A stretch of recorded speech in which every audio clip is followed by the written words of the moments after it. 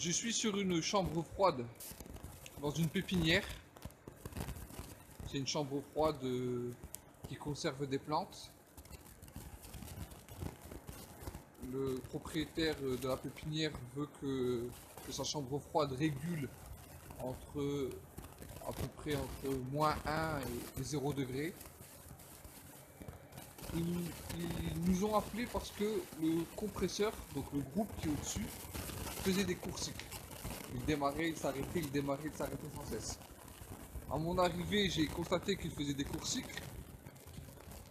Malgré que le logo du flocon était allumé, donc qu'on était en demande, le compresseur s'arrêtait.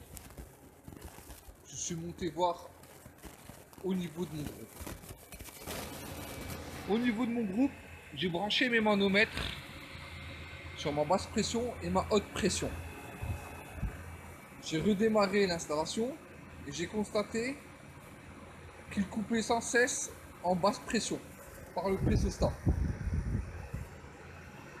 On est au R134, ils ont coupé à 0,7 bar.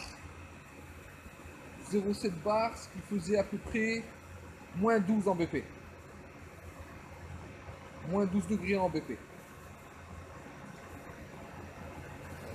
Donc, au départ, avant de toucher à mon pressostat, je pensais qu'il y avait un manque de gaz. J'ai fait une petite recherche au Prestobule sur les raccords et les soudures et ensuite j'ai compris que c'était pas un manque de gaz. Donc faut faire attention ici parce que on est dans un local où il fait très frais et le ventilateur condenseur n'est pas régulé.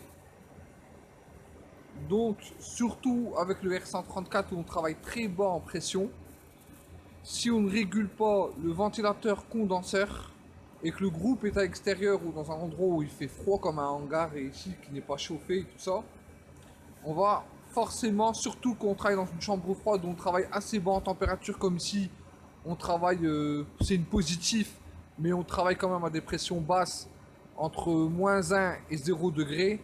Forcément, si on règle le pressostat pour qu'il coupe à 0,7 bar au R134, on va avoir des problèmes de court cycle. Parce que la chambre froide arrive très bien en température. Ici, par exemple, j'ai réglé mon pressostat pour qu'il coupe beaucoup plus bas. Et ici, j'ai -17 en BP. Mais c'est normal. On voit bien, hein. J'ai une HP à peine 18 degrés. Ça, c'est parce qu'il fait très frais. On a quand même un assez gros ventilateur condenseur qui n'est pas régulé. Donc si je ne viens pas réguler mon, mon ventilateur condenseur, on aura sans cesse ce genre de problème. Ici, j'ai pris un thermomètre. Il fait 8 degrés. Donc, faire attention à ne pas trop vite conclure au manque de gaz quand le pressostat BP s'enclenche. Surtout, comme là maintenant, l'hiver. L'hiver, forcément, on va travailler avec des pressions plus basses, surtout quand le groupe est à l'extérieur. Donc là, effectivement, c'était un mauvais réglage du pressostat BP. On coupait trop haut en BP. Parce que sur le R134, il faut régler quand même assez bas la pression de coupure. Parce que déjà, à peine 0,5 bar, on est déjà à -17.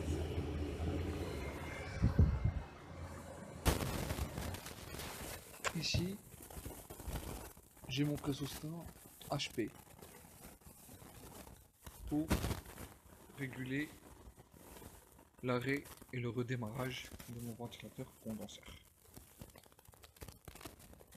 Pour brancher au niveau pressostatique ce pressostat, il faut que je puisse prendre une pression HP, haute pression.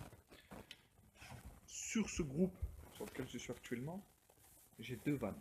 J'ai soit ma vanne bouteille, ou soit ma vanne de refoulement. Je me suis branché sur l'un et sur l'autre, et j'ai bien les mêmes pressions. Donc, on se branche sur celui-ci ou sur celui-là, refoulement ou bouteille, c'est bon. Alors même sur ces vannes, j'ai aussi deux solutions. Soit je me branche sur la vanne d'isolement, ou soit sur la vanne de pression constante. Alors, si par exemple, je suis dans une mise en service, il n'y a pas encore de gaz dans l'installation, le mieux, c'est encore de se brancher sur la pression, la prise de pression constante de la bouteille. Celle qu'on ne s'est pas isolée. Ainsi, on gardera celle qu'on s'est isolée pour les prises de pression lors des interventions. La même chose pour la vanne de refoulement. Mon pressostat par exemple HP de sécurité ici est déjà branché sur la prise de pression constante de mon refoulement. Et celle de prise de pression pour intervention est libre. Donc moi, comme il y a déjà du gaz dans l'installation, je vais devoir utiliser l'une des deux qu'on s'est isolé. Car ici, comme il y a déjà du gaz, je ne sais plus isoler ma vanne. Donc si j'avais envie de me brancher ici, c'est-à-dire de partir avec mon capillaire de cette prise de pression jusqu'à mon pressostat, je suis obligé de récupérer tout le gaz de l'installation, de vider toute l'installation de son gaz, et ensuite de me brancher et de refaire une mise en service. Donc j'ai pas envie de faire ça aujourd'hui, j'en suis pas là. Et je vais plutôt utiliser celle de mon refoulement, et je vais garder celle de ma bouteille pour pouvoir lire mes pressions de condensation à l'avenir si j'ai besoin de brancher mes manomètres. Mais par contre, une chose à ne pas oublier, si j'utilise la prise de pression l'une ou l'autre, il ne faut pas oublier que il faut laisser ouvert dans tous les cas d'un quart de tour cette vanne. Parce que si on la ferme complètement, on ne sait plus lire la pression, donc mon pressostat ne saura plus faire une lecture de la pression. Donc, je répète, si c'est lors d'une mise en service que vous mettez un pressostat HP de régulation, mettez-le plutôt sur la prise de pression arrière de la vanne, celle qu'on ne sait pas isoler. S'il y a déjà du gaz dans l'installation, mettez-le sur la prise avant de la vanne, mais laissez toujours la vanne dans ce cas-là ouvert au moins d'un quart de tour. Alors, si vous n'avez pas de vanne de refoulement, comme moi j'ai là maintenant, parce que tous les compresseurs n'ont pas une vanne de refoulement, mais vous avez bien une vanne bouteille. Celle-ci n'est pas accessible, parce qu'il y a déjà du gaz dans l'installation, ou elle est déjà prise pour un pressostat HP de sécurité, et qu'il vous reste que cette vanne-là. Vous pouvez toujours mettre un T sur cette vanne. D'un côté, vous branchez votre pressostat de régulation et vous gardez l'autre pour pouvoir lire les pressions. Le mieux, c'est que d'un côté, il n'y ait pas de Schrader. Dans ce cas-là, de ce côté-là, vous brancherez votre pressostat. Et de l'autre côté, vous le mettez avec un Schrader. Et ainsi, même si la vanne est ouverte d'un quart de tour, ça reste isolé et vous pouvez brancher des manomètres dessus. Voilà, ça c'est une solution. Si par exemple, vous êtes obligé de vous brancher sur la bouteille du côté de la vanne qui s'isole.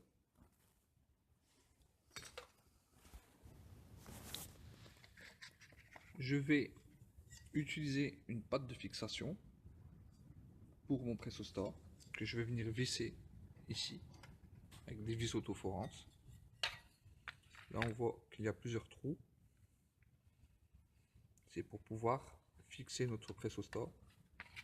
Il y a des vis à l'arrière qu'on s'est dévissées pour venir se fixer ici.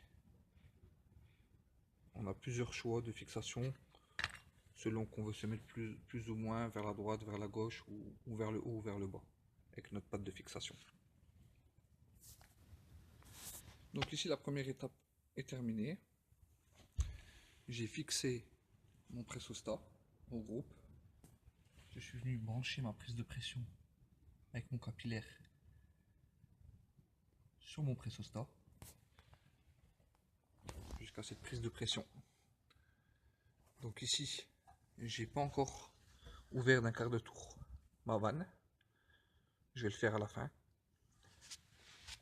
Et là, je vais pouvoir brancher mon ventilateur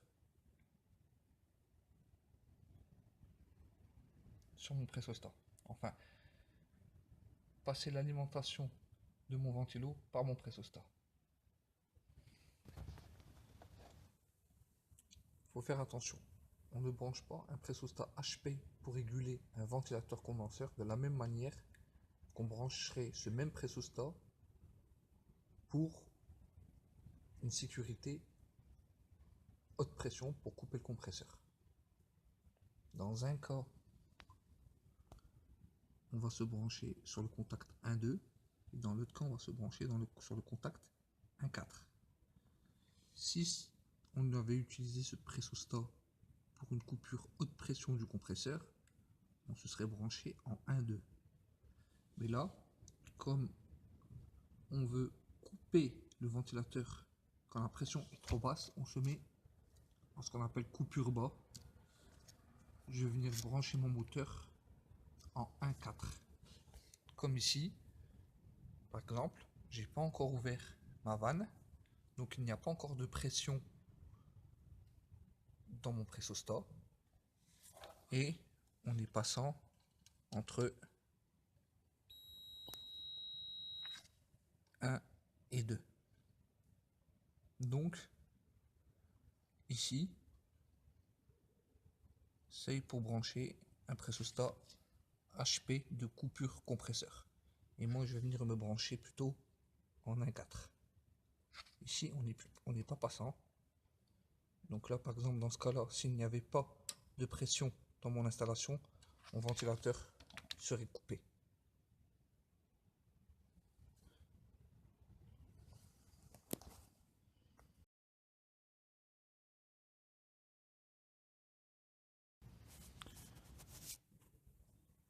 Alors, j'ai branché un câble au niveau de mon pressostat de régulation ventilateur sur les bornes 1,4 comme je l'ai expliqué, et je tirais mon câble jusqu'à mon boîtier d'alimentation de mon groupe. J'ai ouvert ce boîtier. Ici, j'ai mes ventilateurs qui sont branchés bien sûr en parallèle avec mon compresseur. Ça veut dire que quand mon compresseur démarre, mon ventilateur condenseur démarre avec, et il s'arrête aussi avec mon compresseur. Donc à ce niveau-là, rien ne va changer. Le ventilateur tournera toujours avec mon compresseur.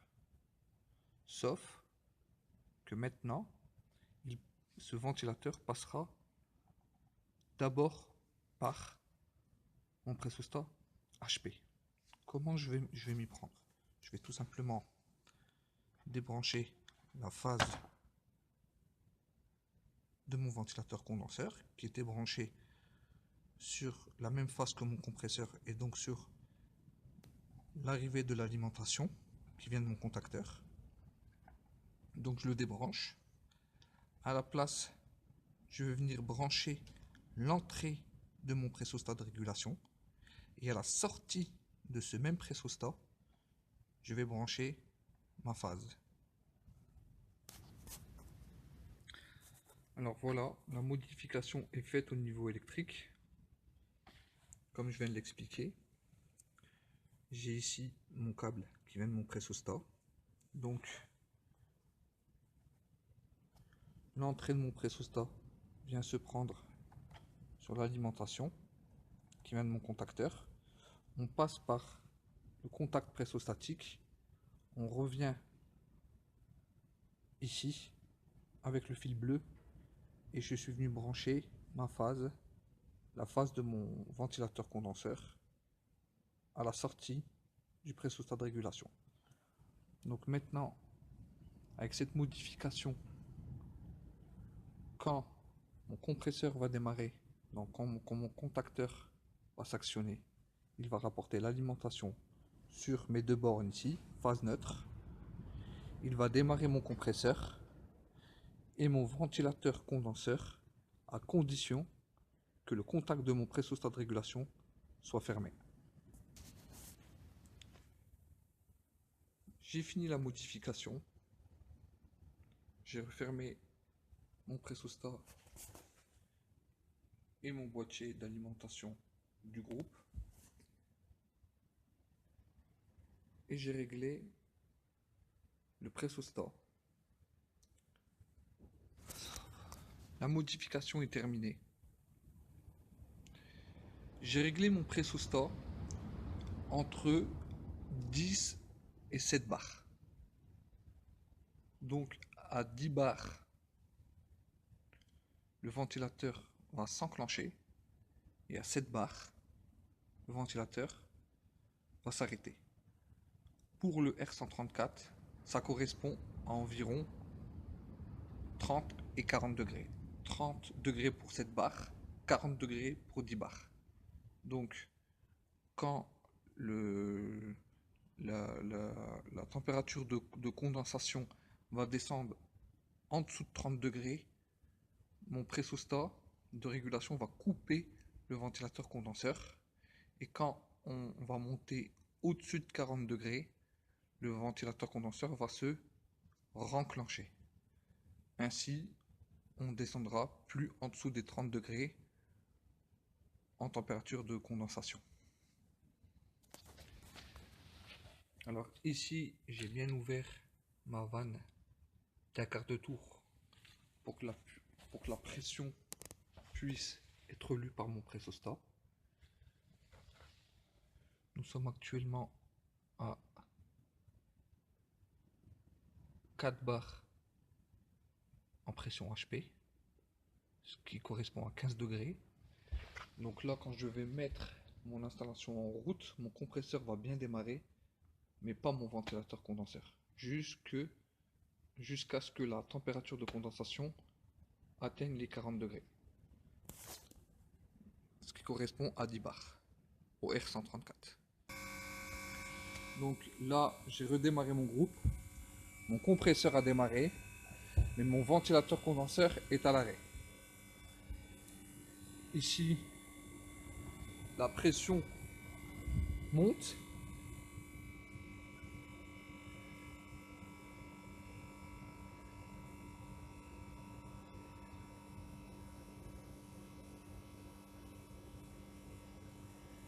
Et à 40 degrés environ, le ventilateur va se mettre en route. Donc là, on va pas tarder. Vous voyez, ma basse pression, du coup, remonte aussi. Ainsi, vous voyez, en régulant la haute pression, on a régulé la basse pression par la même occasion. Là, il ne devrait pas tarder à redémarrer, je l'espère. Voilà. Donc ici, à 46 degrés, il a redémarré. Il faut savoir que j'ai fait un réglage au niveau du pressostat, mais tout cela reste mécanique. Donc des fois, même en faisant un réglage pressostatique comme il faut affiner les réglages. Donc là, je vais affiner mon réglage pour qu'à 40 degrés, on ait le réenclenchement.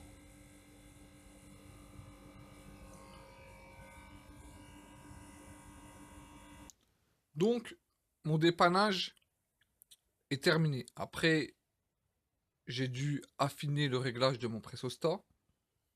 Je vais maintenant récapituler. Ici, à la base, j'avais tout simplement ce schéma électrique ici au niveau de la commande, ici au niveau de la puissance. Au niveau de la commande, il n'y a rien qui a changé. Ici, quand j'étais en demande, je passais par mon pressostat de sécurité, j'alimentais la bobine de mon contacteur, et ici, au niveau de mon compresseur, j'avais en parallèle mon compresseur comme mon ventilateur condenseur. Ça, c'était comme c'était câblé. Je suis venu faire une modification. J'ai rien changé au niveau de la commande. Par contre, j'ai mis entre l'alimentation du compresseur ici, sur la phase, j'ai rien changé sur l'alimentation du compresseur. Par contre, l'alimentation du ventilateur condenseur, j'ai mis mon pressostat. Ça, c'est la modification que j'ai fait. Donc maintenant, on passe par ce contact-là pour alimenter le ventilateur condenseur. Sur un schéma de base, ça donne ça. On allume notre frigo, notre chambre froide, quoi. Le contact, on a un contact thermostatique, nous sommes en demande. On passe par un pressostat HPBP de sécurité, par exemple. On vient alimenter notre compresseur, tandis que notre ventilateur condenseur passe par lui un autre pressostat, mais pas de sécurité, mais cette fois de régulation. Donc ça, ce serait le schéma type, on va dire. Alors on revient sur le pressostat. Le pressostat, c'est un pressostat, je le répète bien sûr, à brancher sur la haute pression, donc soit sur la vanne Rotaloc de la bouteille liquide, par exemple, s'il y a une bouteille liquide, hein, il se peut qu'il n'y ait pas de bouteille liquide si par exemple on est sur du capillaire, mais c'est peu probable, hein. Souvent quand c'est du capillaire, c'est des petites puissances, et là on n'est pas sur un groupe à l'extérieur, mais sur un groupe logé. Mais bon, soit, ça peut arriver si par exemple c'est pour un petit frigo qui se trouve en extérieur et qu'on a ce même genre de problème où la HP est trop basse. Et ou soit on peut aussi le brancher sur la vanne Rotaloc du refoulement. Il faut dans tous les cas qu'il puisse lire la pression HP qui est la température de condensation, celle qui nous intéresse, c'est elle qu'on veut réguler, donc c'est elle qui nous intéresse. Ensuite, ne pas oublier de venir se brancher sur le contact 1-2 qui est sur cette marque là, entre là et là. Pourquoi le contact 1-2? Parce que c'est lui qui nous intéresse dans... Non, excusez-moi, sur le contact, je répète, sur le contact 1-4. 1 et 4. Le 1-2, c'était si on voulait l'utiliser comme un pressostat de sécurité haute pression. C'est pas le cas. Donc là, on se branche sur le contact 1 et 4. Parce que c'est lui qui nous intéresse, vu que c'est une coupure, c'est un HP, mais c'est une coupure, ce qu'on appelle une coupure basse. Donc dès que la température, la pression est trop basse, on coupe les ventilos. Donc vous avez sur les Renco, hein, qui sont une des marques qu'on trouve le plus souvent, vous avez un petit schéma, et là il est bien marqué break on rise ou break on fall. Donc coupure haute, coupure basse. Donc sur la coupure basse, celle qui nous intéresse, c'est 1,4. Et vous voyez là, on a notre petit moteur. J'ai réglé ici entre 30 degrés et 40 degrés. Donc, bien se fier aux températures, pas aux pressions que j'ai mis, parce que ça dépend le gaz. Si vous êtes sur du 404, ça va pas être les mêmes pressions. Et là, on ne règle pas des températures sur un pressostat, on règle bien des pressions. Ici, j'ai pris mon tableau des relations pression-température pour les différents gaz. Moi, j'étais sur du 134. Donc, je suis venu ici. Ce qui m'intéresse, c'est d'être à peu près en température de condensation, être dans les environs de 30 degrés. Voilà. Ni trop bas, ni trop haut.